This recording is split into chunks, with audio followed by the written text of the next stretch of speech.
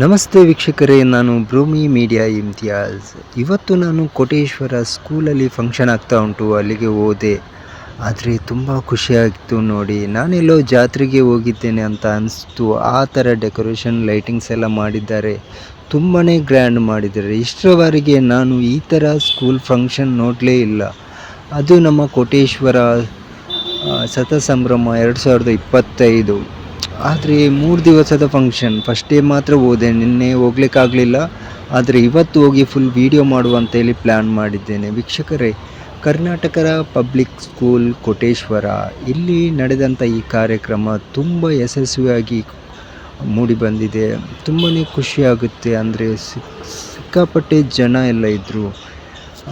ಇಲ್ಲಿ ಒಂದು ಜಾತ್ರೆ ಟೈಪಲ್ಲಿ ಆಗಿದೆ. ಅಷ್ಟೊಂದು ಜನ ಆಗಿರ್ಬೋದು, ಮಕ್ಕಳ ಕಾರ್ಯಕ್ರಮ, ಹಾಗೆ ಅಂಗಡಿ ಎಲ್ಲ ತುಂಬಾ ಬಂದಿದೆ.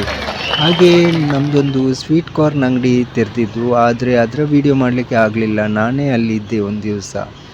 ತುಂಬ ವ್ಯಾಪಾರ ಎಲ್ಲ ತುಂಬ ಚೆನ್ನಾಗಿ ಆಯಿತು. ಹಾಗೆ ಮಕ್ಕಳಿಗೆ ಆಗಿರ್ಬೋದು, ದೊಡ್ಡವರಿಗೆ ಊಟದ ವ್ಯವಸ್ಥೆ ಕೂಡ ಇತ್ತು.